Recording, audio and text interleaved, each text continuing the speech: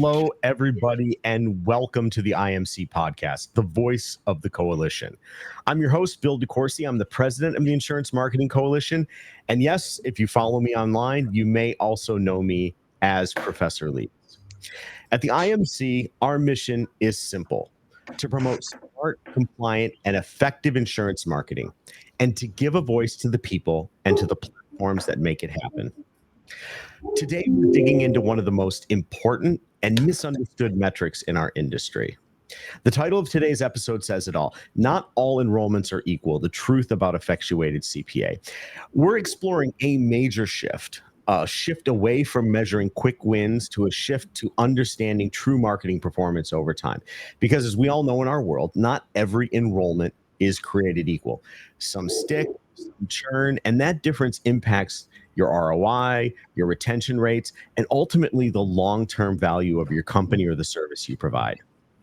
So for those of you in your audience, if you're tuning in live, we would absolutely love your participation. You can submit questions and your thoughts and your take on what we're saying using the chat functionality throughout today's episode. It'll show up at the bottom right of the screen, and we're going to leave some time at the end to answer as many questions as we can. So today, I'm honored to be joined by four outstanding guests who each bring a different lens to this discussion and who are all members of the IMC. First up is going to be Ben Hochstetler, the Vice President of Marketing and Business Development at healthcare.com. Ben is in charge of performance strategy for one of the top health consumer platforms in our space, and he has seen firsthand how data and insight can transform how we all define success. Next, we have with us Chris Michelson, President of Care and Health. Chris brings decades of leadership experience in insurance and technology and performance marketing, and he's really, throughout his career, been a driving force behind better benchmarks for long-term enrollment value. We've also got Matthew Connolly with us, one of the founders of the Wisdom Companies.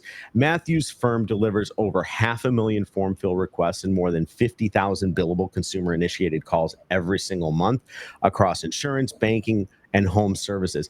He's our volume expert who knows the power of qualified demand. And last but certainly not least, we have Brian Rice, the CEO of Landmarks. Brian spends every day helping enterprise organizations simplify and scale lead management with his smart infrastructure and automation. He's working at the very interesting and exciting intersection of technology and outcome measurement, including some of the things we're going to talk about today, like effectuation and long-term value. So Ben, Chris, Matt, Brian, welcome, and thank you all for joining us. Thanks, Bill. You bet. All right, let's start with the basics. We talk a lot about CPA. That's the cost per acquisition and lifetime value. But Ben, I'm going to ask you, what do these really mean today? And where are people still perhaps getting it wrong? Yeah. So we wanted to start, kind of with a really simple, just definition, really just to level set the conversation for folks that are going to be tuning in and listening from all different aspects and have a different background. So these are four metrics that we're going to be using a lot today. And so just wanted to go over it real quick before we got started. So CPA's cost per acquisition for us in the health insurance and Medicare industry, the industry that healthcare.com represents. This usually represents a sale that was made. Usually it is from an agent disposition. When they get off of the phone, basically just saying, yes, this customer did enroll in a policy, or they did not at the time of the phone call. Effectuated CPA is going one step further, and this is getting into, did the policy actually hit the books? Are they on the books, a month later? Are they on the books and have paid the first premium? That's what effectuated CPA represents. LTV is the long-term value that this policy would provide. And so this would take into account, is this an individual policy or is this for a family? Is this a house and a spouse? Did they add any supplemental benefits to the core policy that they purchased? An LTV to CAC in this case represents the cost to acquire the customer's ROAS, ROI, or other kind of synonymous terms. This gets into the efficiency of the marketing campaigns and the business operation as a whole. And so as we look at these definitions and think about CPA and effectuated CPA as a whole, There really is kind of this tiered system where CPA is good, and we'll get into that in a little bit in terms of why it's good, but it's not ideal, right? There's effectuated CPA, which is better. It provides a deeper look into the business, into the customers that you're generating or acquiring for an agency. And LTV to CAC really is kind of that gold standard. It's going to bring in nearly every cost and revenue item into the evaluation of your campaigns to measure the health and success. And so, for kind of talking about what is the truth about effectuated CPA and CPA, I think within our industry today, nearly everybody uses CPA to determine success. We see that with our clients at healthcare.com when we are working with them trying to drive new enrollments for their business. We are measured on CPA. Did we drive those customers at an acceptable cost? But we are still using an agent's disposition report as that measure of success, which is in a lot of cases a manual input that the user says, yes, this was sold, or no, it was not. Now, AI is making that potentially a little bit more advanced and providing some additional details to that disposition. But that's generally what it comes back to. And it makes sense that people use CPA. It's quick to get a read on what's working and what's not. It's easy to measure and report on. But at the end of the day, it is incomplete at best, and it's misleading at worst. If you are simply setting out saying, hey, I want a $100 CPA, and that's how you're measuring your campaigns, you're not actually looking at, did these policies effectuate? You're not looking at whether this customer is on the books 3 months from now. You're not evaluating the persistency on an annualized basis. And that can lead to, again, if you're looking at it from the worst case scenario, you could be overvaluing a lot of your sources from a marketing standpoint, and ultimately leading to the wrong output for the business. And so that's where effectuated CPA comes in as a good step to try to move to, and something that we as a group have been talking about for a while. And we are constantly trying to push our partners and ourselves even to make that move. Now, getting to effectuated CPA can be challenging. You get into needing longer evaluation time periods to measure success, which can be tough or risky, especially for new agencies. LTV to CAC is great. On the slide that Bill had up a minute ago, LTV to CAC is really the gold standard for what we're doing. But that introduces a whole lot of additional challenges for agencies to use to measure success. And so, I think we in the preparation for this meeting, and even talking with some of these folks over the last few weeks about it, I think we're excited to have this conversation and really explore some of the different ways we've used effectuated CPA and LTV to CAC, as well as maybe even think about new ways that from questions or even just new ideas that come up, kind of really where we can take this for ourselves, but even the industry as a whole. Thank you, Ben. I appreciate that very much. I think we're all level set now on what these three terms mean. And I'll just go in a little bit from my experience in terms of the LTV to CAC ratio. This is one of the critical metrics that we use regularly in my business to talk about whether or not there's the value there in the marketing effort. And it's important to understand that the higher that ratio gets, the better results to the business. So it doesn't, a 1.1 ratio here is barely breaking even. Right. You really need to, people like to see, people like to see 2s and 2.5s when it comes to an LTV to CAC ratio to really be one of the elite businesses in the areas that we do business here with insurance. I'm going to go around the horn a little bit and ask others to weigh in on this particular topic just at the top level. Matt, do you want to give your perspective on this, please?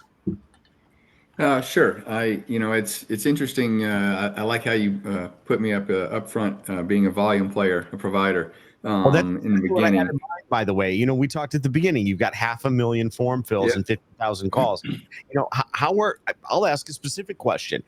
How are you getting the information you need to know what that CPA is, and to know what that effectuated CPA is, and know what that LTV is? That's a challenge.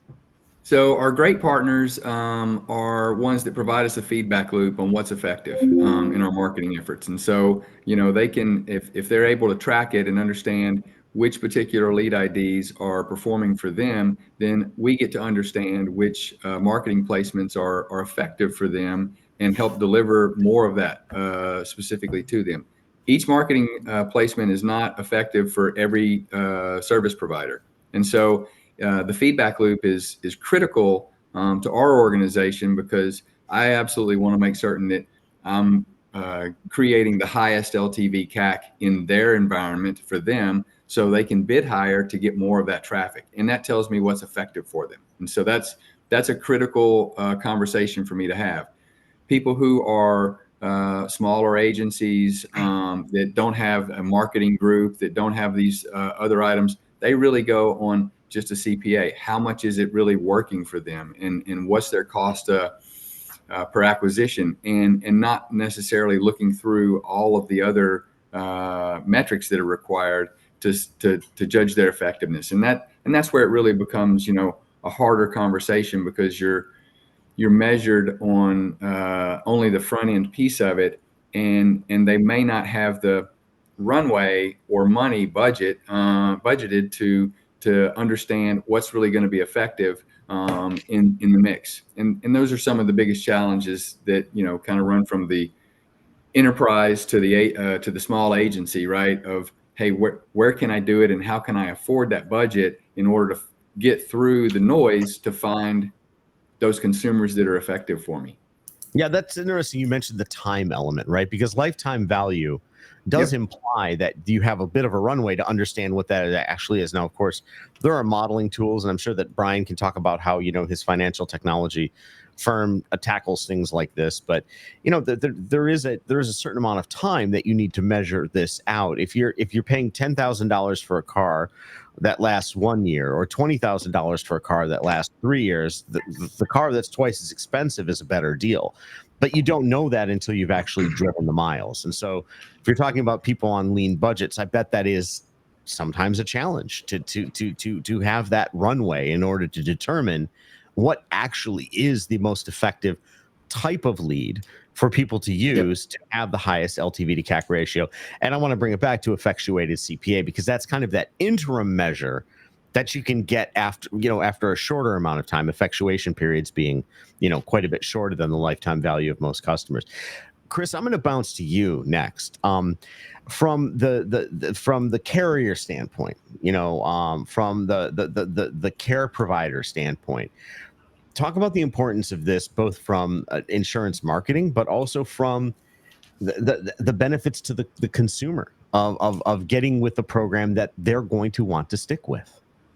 So in sticking with the timeline thought process that you and Matt were just talking about, right? I think the real story here is evolution. CPA tells you if your marketing funnel works. Effectuated CPA tells you if your cash flow is real. And your CAC LTV tells you if your business has staying power or not, right? So anyone serious about scaling really has to graduate through all three of those processes to understand where they're going to end up long term. So, when we talk about performance marketing or any growth focused business, those three numbers are going to tell you the story, right? CPA, effectuated CPA, and then your CAC to LTV ratio. And so beyond understanding just the stickiness of it, if you don't understand the nuance between them, you're going to end up in a position where you've misread the health of your business. There's so many different factors that come into play in the traditional insurance marketing world that we've all kind of lived in for the last 10 years or so. In Medicare, you're looking for like a CAC to LTV ratio 3-to-1, 5-to-1, but the metrics that are involved there are so varied and scaled that it's hard to pinpoint one specific number, right? Because your LTV for a consumer can range, if they're flipping in 90 days, it's next to nothing, you're losing. 7 to 10 years ago, people were sticking on the books for 5 to 7 years. LTVs were in the 4,000-ish range almost. but there's also different add-ons to that as well, right? What are your cross sells? Are you selling PDP plans as well? Are you selling other attachments to that? That impacts what your LTV is. So from my standpoint, to get to your question directly, when I'm looking at CPA, it's my top barrier. Does this marketing channel have legs at all to even start investing the time to really optimize into it? Then you start looking at like for our product, it's a guaranteed issue product. So like our effectuation happens basically day one. But for other products that I've ran, that's when you start looking at like your first 30, your first 60, your first 90, your first 180 days success to see are people sticking on the books. Typically, if they last past 180 days, they're going to last the whole year. And then you just start looking at year over year and seeing where you're at from there. But from a product owner, it gets more complicated because then you're talking about what's the usage rate of these products, right? What's the MLR, how many claims are getting processed? How big are those claims? How does that affect the operating cash flow of that plan? Which is different than like Matt's world or probably even Ben's world, where they're focusing on it purely from did this call translate into a sticky person? And then the carrier is the one that's got to figure out, is my plan working or not? And as we're all seeing, a lot of these carriers are like, oh crap, our plans are not working. And so they're pulling out of markets left and right. The commissions are changing daily, and the premiums are going through the roof. So well stated, Chris. And I loved your explanation of those 3 tiers of how they, evaluate different parts of your business, whether your funnel is working all the way up to whether or not your business is working and has longevity. Brian, what's your take on this discussion? When I hear about all that, Bill, it's then immediately I go to gaps in reporting, right? Gaps in things that we would need to optimize. So, and then of course we have to separate the world of calls and leads. And the reason I immediately say that is because if it's a call and Len Marks is involved, then we're going to pick up all those dispositions from the AI being on the call, dispositioning the call, and then within 45 minutes knowing that we have a sale, right? So there's our CPA. We have a gap right there on calls with callbacks. Now we're going to rely on 24-hour API reports that are coming from clients that could be over weeks to find out if something later went into just a sale. Now we're just dealing with enrollment. So that's still CPA. With leads, we're relying strictly on the client APIs to send us back that reporting and those dispositions to optimize. And then that's what we're optimizing on majority of the time, because that's majority of the data that's being discussed and transferred through the systems or picked up by the AI is the CPA, the enrollment. When it comes to that effectuated CPA, I'd say the data is slim to none, other than maybe a conversation when things are too awry, when things have gotten challenging, or when things have miraculously gone well. But I could say out of 98% to 100% of the stack here, we don't see any updates on if something was enrolled or what was a CPA and whether it was effectuated. And then when it comes to CAC and LTV, I'm going to say the same thing, a conversation that seems to be too late when someone's having it. Like, why did it get this far? From a data perspective to us, the only way we've been able to assess how we affect that is when we receive from certain clients their policy file for us to suppress from any leads and calls we're sending to them. And then we can match that back to the work we've done. And there we're looking at, oh, okay, this is 12 months later, and we created that policy on this date. It's still on the books. Not all clients, I would say off the top of my head, 40% send that on the books suppression list still. So that's only 40%. And that's us building a report essentially by accident, but not ever receiving the rest of the data to figure out how to model. That wasn't by accident, Brian. We did that on purpose. we did want to know. But yeah, that's a lot of gaps, Bill and team, essentially, of data we don't have that would be helpful, right? Well, first of all, we have to do another podcast on why the hell anybody would ever want to send a suppression list of your current people who are out shopping. I get it. I could go on about that, but I want to talk about the reasons for the gaps. Why is that? If we're going to hold marketing accountable for stickiness rather than just volume, Why do those gaps exist? Somebody jump in here and educate all of us as to why we can't all just get together and share the information required to understand the stickiness of our customers and actually start universally working from effectuated CPA. It's trust, right? Yeah. It's all about, it really is. I remember a world not too long ago where, FMO and carrier partners, they wouldn't even give us basic disposition data back. Yep. We were scaling, driving thousands of calls a day, driving tens of thousands of leads a day. But because of HIPAA and PCI, compliance concerns, they were basically weaponized as reasons why they would withhold insight. So, that world is gone, or at least, it should be.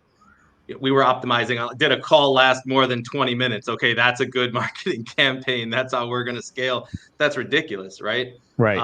And there's no reason to have your partners. And again, if you don't trust the marketing team that you're working with to give them disposition data, you probably shouldn't be working with them at all, right? I agree. And so if you're going to hold their feet over the fire without any trust, the partnership is that new differentiator, Bill, right? You have got to have a world where it's open dialogue, because transparency isn't a luxury anymore, right? It is the table stake of whether or not your partnership, your campaigns are going to be successful. I will say real quick, I'll just jump in real there quick. We actually spent quite a bit of money that was not necessary at Landmarks to go SOC 2 compliant to make people feel even more comfortable with whatever layers of technology we need. And we use certain special rooms in Amazon, which anonymizes the data, again, to further say there's an importance to this. Whatever we can do to show you, we're just doing this to help the ultimate goals here. I think trust is huge, Chris, and that I don't think can be understated. We hear that all the time when we're talking to potential partners, right? That is something that we need to bridge with them. The other thing I'd say, though, is that Brian was talking about some of the technical gaps. That going deeper than CPA does start to complicate the data transfer process to your partners. It's doable, and if you sit down and you measure the right stuff and you can share that back, it's achievable. But it is harder, and I think there's a mentality at times to just try to understand quickly what worked and what didn't. CPA gives you that. It's an instant answer of, did my campaign drive a sale or not?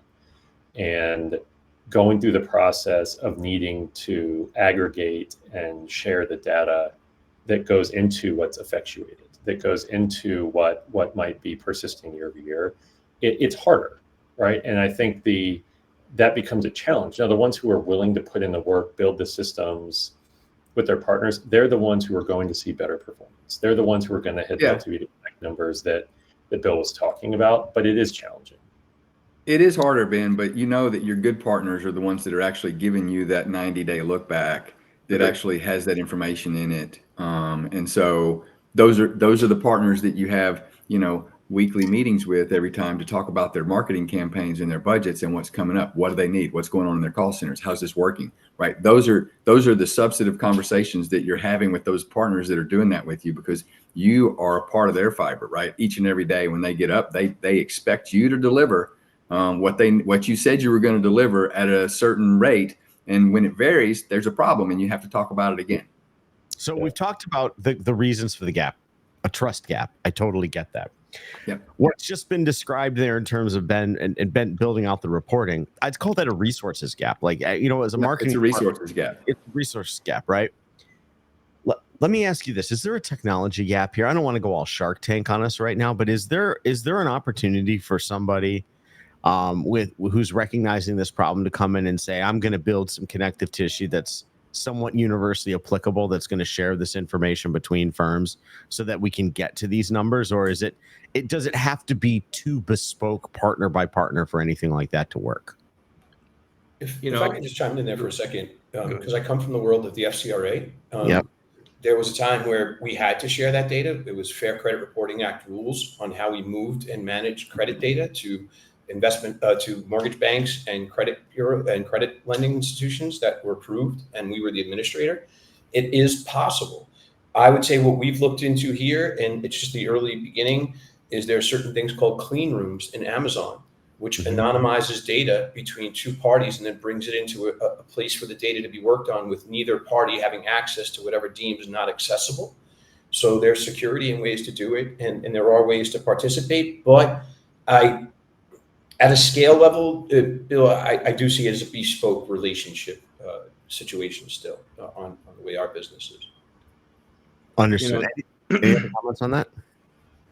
To quote Bill DeCourcy's favorite rapper, Meek Mill, Of course. there's levels to this shit.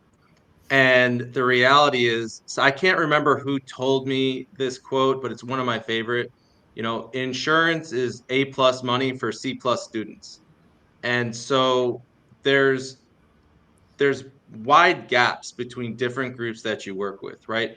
You've got mom and pop shops that have 5 agents that are literally living commission check to commission check, just getting off the ground. Yeah. They are not going to have the same structure and the same information coming to them that a legacy 20-year-old 1,000 agent producer will have available to them.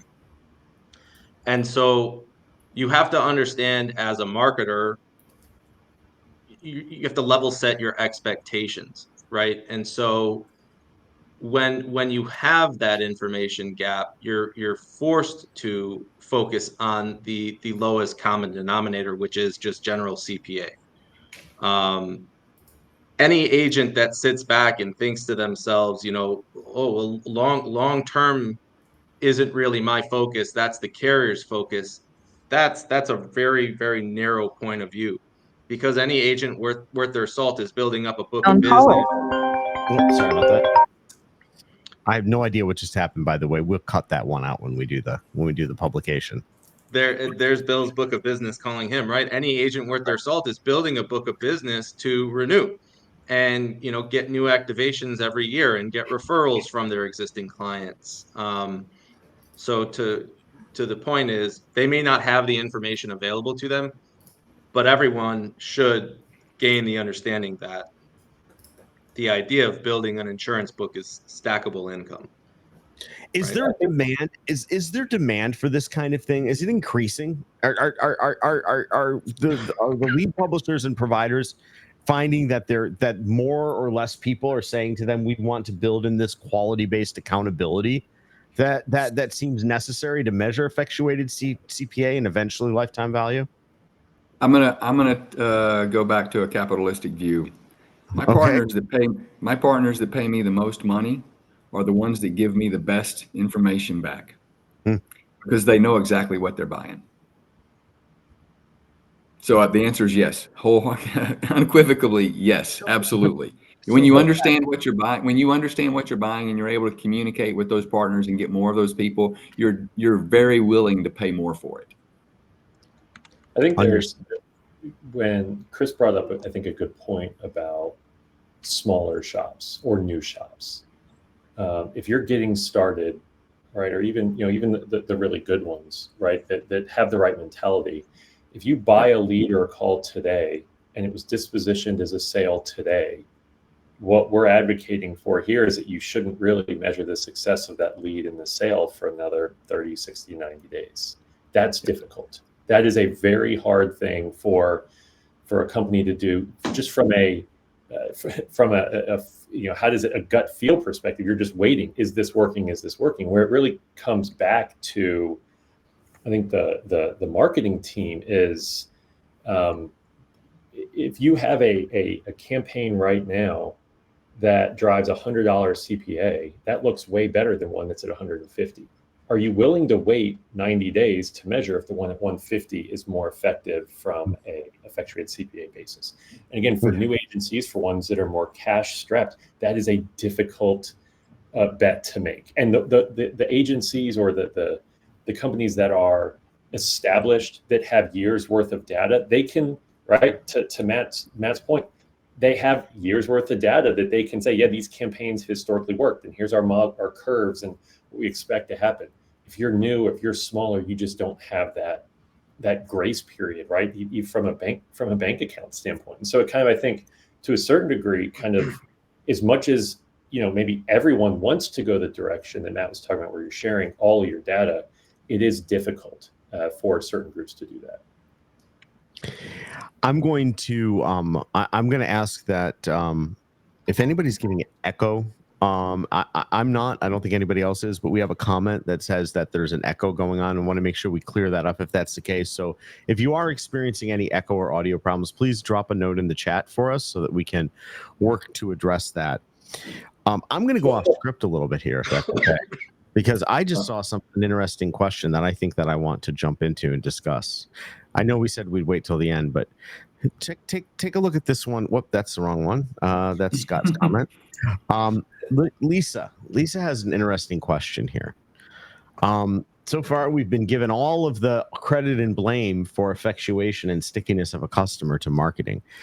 Lisa asks a different question: is stickiness beyond the control of marketing? Where does marketing end and product begin? Who wants to talk a little bit about that? If I could, for just a moment there, because this is where, Ben, when you brought this up at the very beginning, which led to this podcast and us coming together here, the first thing I said was, wait a second, I've gotten the calls, I've had the meetings to say, well, Brian, we went over last year's results, and your LTV over the past 12 months, your CPA was great, but that 12-month LTV at Landmarks just isn't where we needed it to be. And my first question is, could you please send me over your 12-month marketing and nurturing program that you apply to all of your policyholders, your birthday cards, you're keeping in touch. And I very rarely is the CRM side of one of our clients on a conversation with the marketing acquisition side, but yet the marketing acquisition side wants to talk about the LTV. Well, I'd love to know more. I think we all need to understand what responsibility is in what side of marketing, sales, and products, roles and responsibilities to maintain that relationship. So that's an interesting point from the LTV standpoint, but from the effectuation standpoint, I separate those out, and I hope appropriately, because this idea of the rapid disenrollment, right? That's going to kill your effectuation. You have no chance at an LTV. I happen to be a big believer in what Brian just said, which is your retention program takes over from marketing at that point, from at least the top funnel performance marketing when it comes to creating LTV, and you need to have that sustenance program. But the rapid disenrollment, the non-effectuation of a policy, something like that, how much of that is you brought in the wrong customer with low intent who wasn't the best fit, and how much of it is the product that the wrong product was sold or the wrong product was available? Stickiness is a shared responsibility, right? Marketing may not control the product, but it absolutely influences how the product is perceived. Sales may not control the product or the marketing, but sales is directly responsible for how the consumer perceives what they've gotten.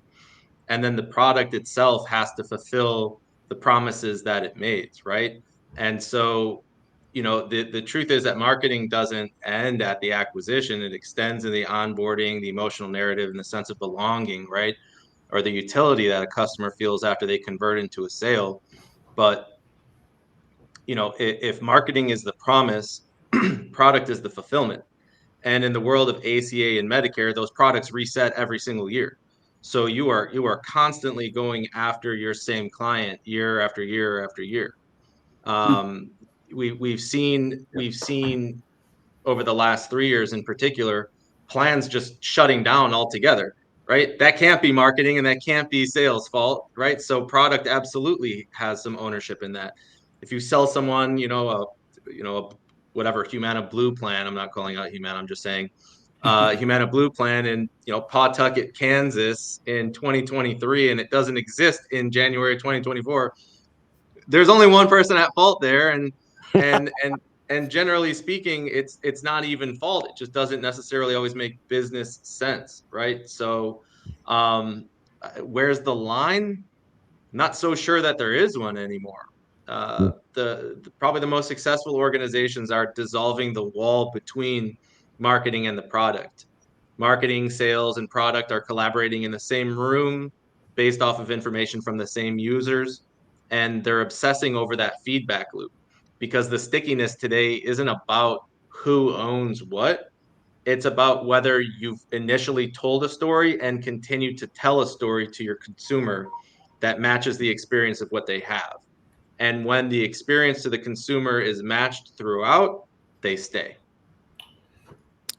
This group was kind enough to meet a couple times in advance to go over the run of show and what we wanted to talk about. But it's my job as the moderator and the host to throw some curveballs in, so I'm going to do that. But I want to ask the group now to talk about something that I hear about a lot, and I think it's something that people believe, a prejudice in this business, and I'd like to know whether or not people think it's true or not. And that is that there is a law that says, an economic law that says, as volume increases through your shop, that LTV will necessarily decline and effectuation will necessarily decline. Now, I don't want to talk about what we think is an ideal state, like, well, it doesn't have to, or, there's things you can do to stop that. In real world experience, as your volume goes up, all things being equal, is your LTV going to go down, and is your effectuation going to go down? Ben, what's your take on that? Put me on the spot first. Thank you. Yes, I am. I do think there is the law of diminishing returns, that it does exist at a certain level. That applies in marketing, right? If you're advertising on Google or Facebook, the law of diminishing returns does apply. And for those that don't know, right, it's the first dollar spent is going to be the most efficient, and it will decline from there. And so I think there's an aspect to that.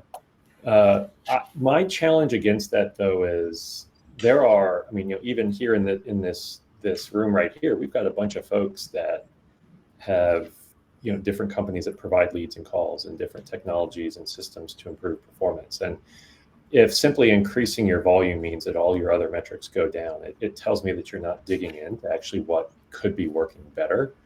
You need to diversify your marketing sources. You need to better segment the audiences with your agents that are coming in. You need to improve training as your scale grows.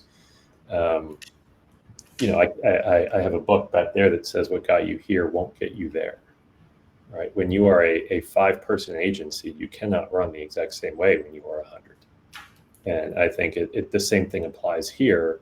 If your strategies on customer acquisition are the exact same, it's going to be less efficient because you're not digging into then the changes in your audience. I think it's achievable. You just have to take the time to dig in, find the areas that are most efficient for the operation. Any other thoughts on that idea of the inevitability of diminishing returns? I think we look at this from a little bit of a different timing perspective. I think this is one of those areas where if we were having this conversation pre or AI and machine learning and the accessibility to it now versus the present moment and where it's going, a lot of the scalability does come from efficiency of human management and layers of human management and increasing that human capital. Whereas we know now that a lot of that human capital can be replaced with AI, can be replaced with modeling in other areas. And when you start to pull some of those pieces apart, anywhere from underwriting to customer relations to the gaps and the areas that seem to fall out from that customer book, I think a lot more solutions are in our hands right now that we can automate and do in a lot faster time than really what always came down to. We need more people. We better start hiring, and we need more resources and human capital to put in those areas. And I also think it goes back to what you mentioned earlier, Bill. There are opportunities right now in the gaps of supply chain efficiency and data that connect the two together, which is performance and efficiency. And I do believe that opportunity is open to an individual agent all the way up to 10,000 non-captives working on a downline. I think that opportunity is completely exposed in the past 6 months by some of the problems we all have. And Brian, thank you very much for the reminder. The newly released LinkedIn Terms of Service and User Agreements state that any podcast that's published on the platform must have a segment on AI. So let's go ahead and talk about how AI can be used in this particular. I think Brian's just actually outlined how it can. Is anybody doing that right now? Before we go to AI, I'd like to say one thing, because I Brian and I go back and forth on this over a cocktail occasionally, and It's about his use of AI versus my use of human creativity. And what Ben said, what got you here will not get you there, is excellent. And an AI is never going to have today the creativity to say, okay, great, this isn't working to get us to where we want to get to, and we need to pull out the stops. We need to open up our marketing campaigns. We need to budget and spend some money against getting the funnel wider again at the top, because we've now wound it down so tightly that we're missing things on the edges that are very profitable, and it's a problem for us. And AI today does not have that creativity. And Brian and I have talked about this before. I wish I had a cocktail. I wish I had a cocktail. I know. It's too early though, Brian. Yeah, true. My chat GPT just popped up an alert that said Matt's on the list. I don't know what that means. So if I could say, you know what, Matt, if we separate certain parts of the supply chain, yep. I see AI now, especially fast forward in the past 6 months of what we worked on at Landmarks, and conversely for some of the new applications and tools, is the ability to widen the funnel at the top and let the next steps there help to take the right people to the right places. You know, we have friends in this business that build advanced quoting systems.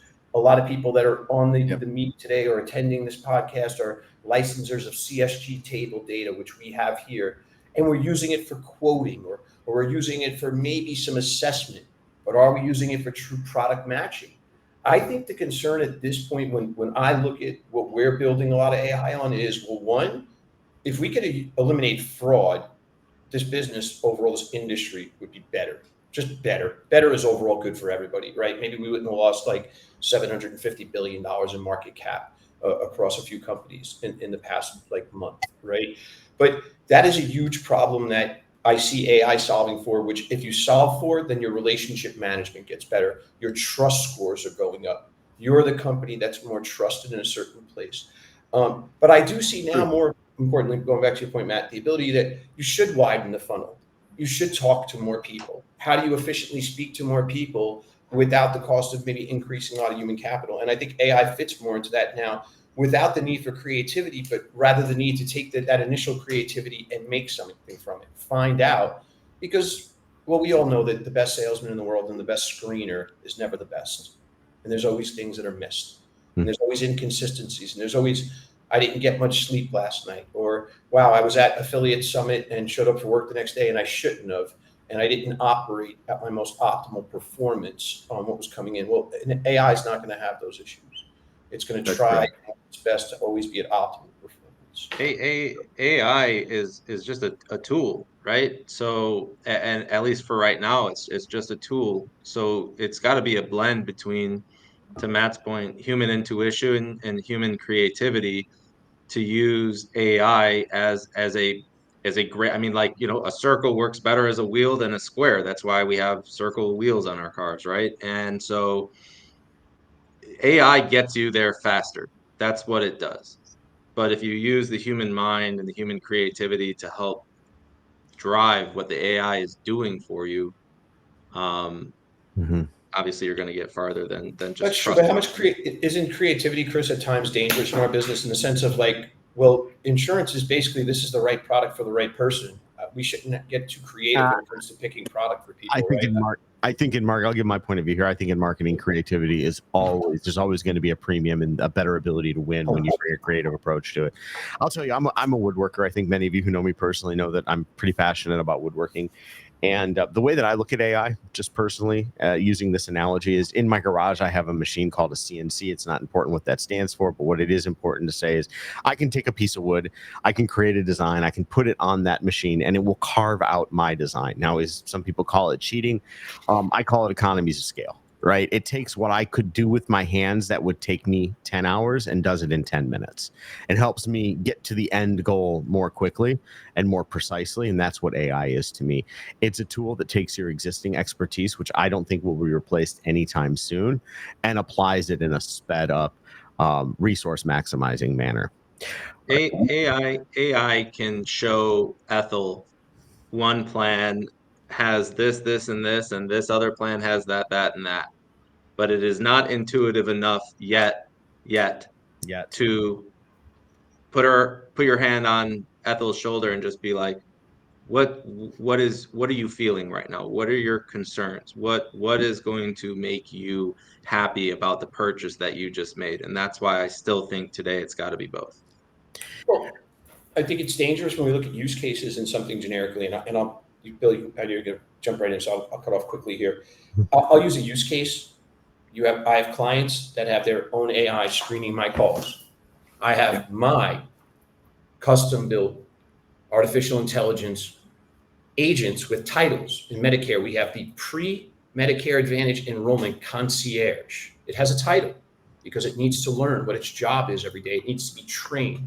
It needs to understand how to decline someone from being transferred, set them up an appointment for SCP, AEP times, get them a message, follow up on that, nurture that, and make sure that appointment's available. I have clients that have AI running that if the zip code maybe doesn't sound right, well, then the AI and the human are going to get into a fight, and my performance dollars are going down and diminishing millisecond by millisecond.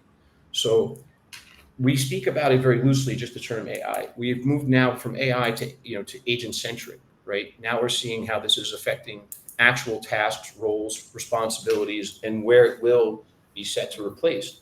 And I agree with everything everybody's saying about creativity and maybe nudging, but at the same time, maybe that nudge and that creativity didn't affect the CPA effectuated rate or the LTV rate because that person really just didn't want that push that day too. Right. Play both sides of that. We have approximately 13 minutes left to go in the session, and I'd like to dedicate the remainder of that to questions that have been submitted by our audience, and also to encourage our audience to continue to submit questions, because I think we've got time for a few more than have been posted so far. Arzine just asked a good question. If you want to post his up. Is this the one right here? Yeah. All right. In Medicare marketing, there's a constant tension between driving volume through plan switching and protecting long-term value by ensuring retention. How are you balancing those two forces, LTV versus volume? I think this is a little bit like that diminishing returns question that we talked about. Who wants to take a swipe at this one? AI. That's how you do it. AI. Here we go again. Yeah, I mean, I think that I think that this is about setting expectations too, right? This is about setting expectations with your investors, with your partners, with the people, with yourself, about making sure that you're getting to the financial result that you need to be at, and maybe it's appropriate at the beginning. I hate to counteract and contradict some of the stuff that we've talked about earlier, but maybe it's okay if you're just starting off to say, I need the volume to get myself started. But if you're looking at a long-term mature business strategy, I think that you have to, part of that strategy has to be, how are you going to balance those things in a way that pays your bills, but also ensures that you have longevity. And I think that what Chris said earlier is a very important point in terms of starting with CPA. That's the first measurement. It's not the most important, but it's the first. And then effectuated CPA, and then eventually your long-term value to CAC ratio is going to be where you want to end up for long-term maintenance of a successful business. Yeah, I don't think it's a linear question, to be honest, right? Like, there are times in business where you're only focused on growth, right? And then you worry about retention later. And then there's times when you're just focused on retention. That's right. And then that's what the goals are, right? So, that tension between driving volume and driving volume through plan switching and then protecting long-term value, that's just a tightrope that you're constantly walking every day in Medicare from both the sales and the marketing side. And to be blunt, if you're only chasing volume, you're probably lighting your future value on fire. And you have to have balance between getting laser focused on the fit, the time of the year, where you don't just trust enrollments, but you want aligned enrollments, right? And that means putting the right member into the right plan the first time. And then again, based on their needs, continuing to enroll them into plans that make sense. I think that point right there, Chris, is what I would have added is if you focus on getting the customer in the right plan the first time, right? Make sure as a marketer that you're trying to find the right customer. If you're the agency, that you're communicating what's working and what's not back to your agency. it's going to make the retention efforts a lot easier, because if they're in the right plan, they're going to want to stay in that plan. And even if the plan changes, like Chris was talking about earlier, they're going to go back to you as their agent and say, what's a similar plan that we can get in. And I think that does then kind of, I don't want to just say kill two birds with one stone. It's super easy. Just focus on good customers. We'd all want to do that. But I do think that can make the retention efforts easy as well. You don't want to ignore volume, right? You just want your volume engine built on sustainable inputs, quality marketing, ethical lead generation, ethical sales practices, well-trained agents. And again, the trust and the really good feedback loop between your marketing team, and whether it's internal or external, and then your sales engine. Sadly, Medicare is not very clear cut for people as well. Lisa has, very true. Lisa asked a great question earlier. She has another one here. Who else has heard, well, we can't manage success of acquisition on LTV because that's not our profit margin. Sounds like a heaping deal. Yeah, that's exactly what I was going to say. Any other comments on that one? No. Someone's worried about the LTV. Somebody's watching it. That's for sure. Someone in that line is worried about it. Yeah. All right. So far, it's just been Lisa and Farzine. I'm very disappointed. We need questions from other people, but this is a great question. I only say that because I asked a similar one earlier. Haha. What technologies or protocols are most commonly used today to securely share agent-level performance data from a brokerage or agency to a marketing partner, and how do you balance speed, accuracy, and compliance in that data transfer? I actually really appreciated Brian's answer on this earlier when he talked about being SOC 2 compliant. As I'm a large FMO. Our IT department automatically asks me before they, ask me anything else. They say SOC 2 and HIPAA compliant. And being able to give those assurances for my partners actually just breaks down a lot of doors that otherwise would probably remain closed. But yeah, in terms of specific protocols and things of that nature, what are people using to share data? Are they just throwing it up on FTP sites, or is it better than that? Microsoft Excel. Right. A shared Google Sheet. Yeah, it is still happening. Matthew's shaking his head. See, that's part of the spectrum out there, isn't it? I mean, there's literally. Oh, absolutely. No, we certainly see it. Everything from an FTP or secure API to a spreadsheet, a shared doc, and you're just like, okay, and we take and we deal with what we've got to do. The thing I'd say about what Farzine's comment is really, hey, that sounds like the start of a good business plan. How to create that. The guy that can bring that together is going to make some money. I'm not going to name I think names. what's interesting now. Sorry, go ahead, Brian. What I think what's interesting now is we can see about 4 or 5 different companies that are offering combined, or if not performance services, packaged into like a CRM or a reporting engine. So Landmarks is getting some automated reports now from some of those softwares that people just started recently using. Some of them are interesting. Some of them have their gaps, but one takes away from the other. When we look at the scorecard, it's like, well, this does this great for me, but I need this for my commissions, right? And then I have this over here. Last week we were trying to figure out how to transcribe pictures of napkins that had spilled cocktails on them from the night before from the reporting team of our clients. It took a little time. We got through it. But no matter what, everything is custom. We built custom APIs. We built even like a little Dropbox interface that says map your data here, and then a couple hours later we're like, that doesn't work. Here's a spreadsheet. Figure it out yourselves. All right. So that's one of my favorite anecdotes about my experience in this industry is that when you work with the bigger players, to Bill's point, you got to be SOC 2, you got to be HIPAA, you got to do all this stuff, and then you start running with them, and you're like, okay, give us your disposition report, and they send you an unprotected Excel sheet with all of the consumer PII through their email, and you're like, okay, what was the point of making me jump through all these hoops if this is how you're sending me everything anyway? Sorry. Bill's team does not do that. I didn't think he was going to make it personal. All right, last question before we break. Sean, the secretary of the IMC, has perhaps my favorite question of all. Let's get our crystal balls out and let's say predictions for the season, both Medicare and U65. If you want to drill into the little bit more, I'd love to hear people's take on how changes in commission payments are going to impact impact Medicare this year. Are we thinking it's going to be an up year, a down year, an at par year? What are our predictions here? Crickets. I'm not hearing a lot of irrational exuberance is it fair to say that there's a little bit of pessimism right now given some of the unknowns in the carrier and distribution partnerships? Is that a fair take, or am I being too pessimistic? It's a fair take. All right. So maybe not a banner year, but still important for us to be out there servicing the people that we service as best we can, as ethically as we can, which, if you know the IMC, you know that's what we're all about.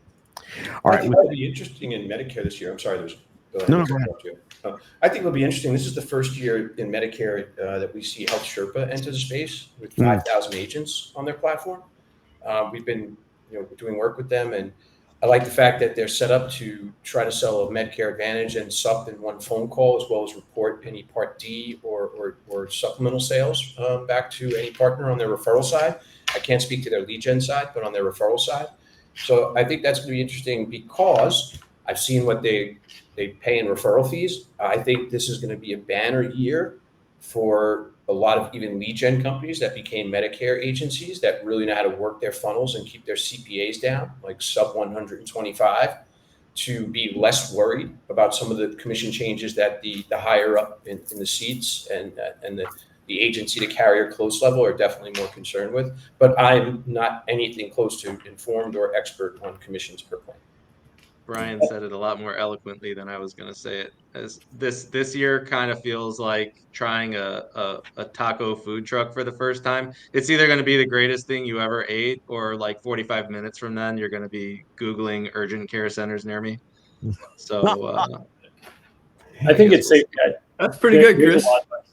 There's a lot of uncertainty right now, even in the under 65 space, with some of the likely changes to ACA.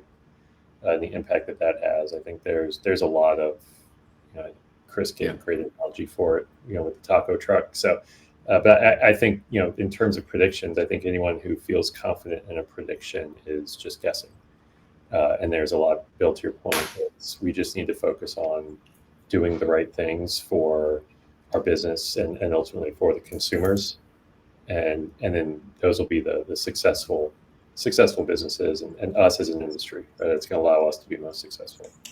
Well, and thank you for taking us home with that exact comment, Ben, because that is why we're all gathered here together at the IMC. First and foremost, to protect the customer experience and to make sure that they continue to have access to a range of services and programs that are provided by our marketing efforts, and to ensure that we are doing those marketing efforts in an ethical and compliant way. So to all of our guests, thank you so very much for your time, your expertise, your leadership. Wonderful discussion. I can't wait to share this out with an even larger audience here after the fact. And if you're part of that audience, to everybody tuning in, if you're a member of the Insurance Marketing Coalition, thank you very much for your support and for your participation. And if you're not a member of the IMC, please do consider learning more about our organization. As you see at the bottom of the screen, you can visit imcorg.com to learn more about us. We'd love to have you as part of our weekly forum meeting. Those take place at 11 o'clock a.m. Eastern time every Wednesday without fail. You can come in, talk a little bit about yourself, and listen to the engaged discussion that we have on the topics of the day, and also looking forward to what may be over the horizon. The IMC is where smarter, cleaner, and more sustainable marketing starts and lives. We want to bring those conversations to you. So again, until next time, thank you very much for your participation. Stay curious, stay compliant, and do your best to keep your leads clean and your metrics clear. Thank you, everybody. Bye-bye.